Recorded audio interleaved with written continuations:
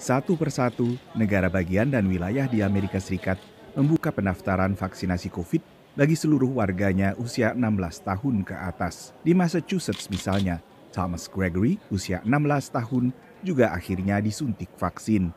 I'm actually the last of my friends to get it. Most of my friends already qualified for it because of like jobs and other opportunities. So it's actually like I'm one of the last people to get it out of my friends, and so I'm just excited to get it because then we can all be vaccinated together, and then we can just hang out, and it makes a lot of that less stressful, and then also all the other activities I do a lot less stressful as well. Universal eligibility atau pembukaan kesempatan vaksinasi bagi seluruh warga dewasa secara nasional akhirnya tercapai sesuai target 19 April. First of all, that's incredibly exciting, right? We need to get to herd immunity, and we can't do that unless we get people vaccinated. So that's very exciting. Every day here, we do our best to get every dose of vaccine we have in people's arms.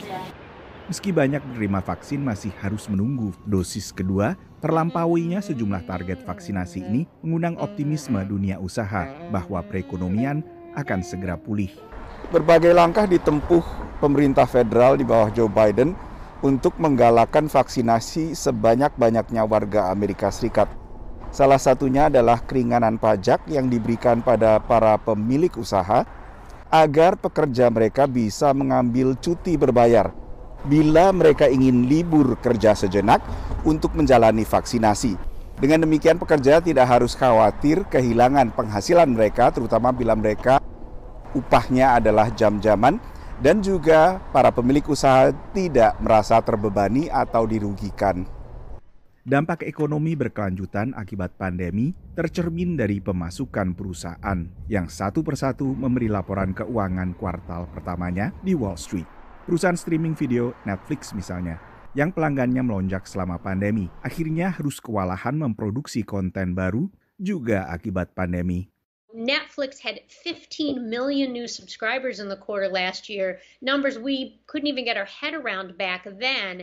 And as we come up on a year, as the economy may or may not be opening up, I think these companies are going to have a very difficult time predicting how their businesses are going to flow in the short term.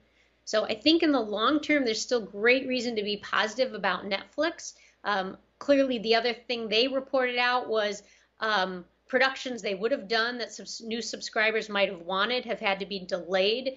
That plays into it too. It's this weird limbo right now that's going to be hard to think about. Sementara sektor-sektor lain baru akan pulih beberapa bulan lagi. The COVID-affected industries are doing really well, so we expect to see follow-through. And we're going to see the economy get turned on. This second half of the year should be really, really solid for hospitality, conventions, entertainment, and the like. So the leisure hospitality space travels should do really well second half of the year. So there's momentum here. Banyak sektor keramah tamahan dan perjalanan memang sudah kembali buka menjelang pertengahan tahun, meski dengan pembatasan kapasitas sesuai aturan masing-masing pemerintah lokal. Dari Washington DC, Nova Purwadi, VOA.